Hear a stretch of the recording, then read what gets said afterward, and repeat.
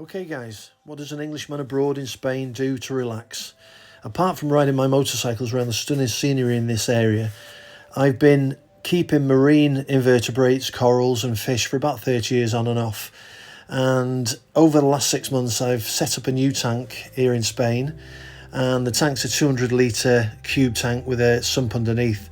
Now, there are ways of doing this that are very, very simple and very low cost. So you can get a basic tank.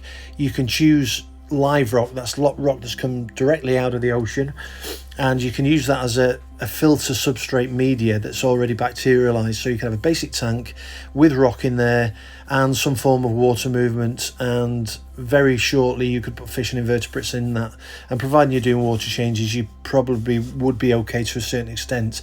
The problem with going down this route is very quickly things will deteriorate because of other factors. You haven't got mechanical filtration and you're relying solely on the bacteria in the rock to keep the tank going.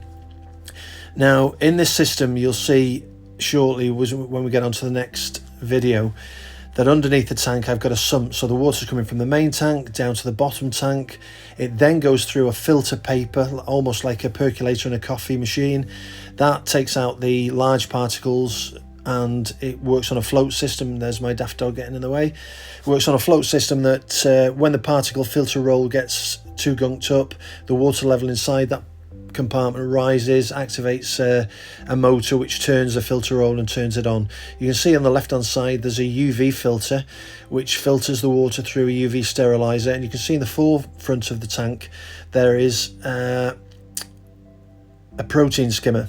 A protein skimmer works by adding bubbles to the water flow, capturing particles of protein in the water and extracting them in a foam that you can take out the tank. The tank is fully automated. It's got an automatic water top-up system on the tank, and the only addition I put into the tank is, as you can see, it's all for reef additive, which is basically calcium, magnesium and other trace elements. So that goes in every day in a small amount into the bottom tank, and every 2 weeks I do a 20 litre water change, which is one large bucket. And doing that water change, I'll siphon off the sand at the bottom of the tank to keep it fairly clean. So providing you start off with the right way of doing things, you're going to have a lot of success with your tank. This tank, when I started it, had no live rock, so this is all man-made rock. I formed the island in the middle of the tank using pre-made rock. It's glued together into a structure.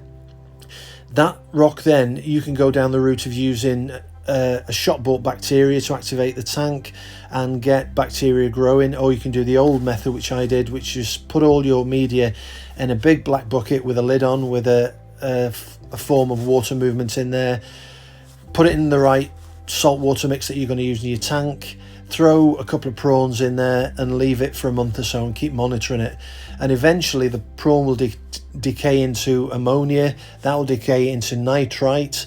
The nitrite then will create bacteria within the rock and the substrate, and eventually create a bacterializing bacteria and in the substrate that will keep your tank free from buildup of nitrates, nitrite and ammonia. So the best route I would suggest is patience to start with. Patience to start will give you the best results in the long term. So I waited 4 or 5 weeks with all the rock that you can see in the tank in a big black bucket, and also all the substrate that's in the sump below. So I used in the sump below volcanic lava rock. Now, it's a bit of a debated subject using volcanic lava rock. Some people say it will leach things back into your tank, nitrates, phosphates, etc, etc, but so far it's worked extremely well for me. I've got nothing leaching into the tank.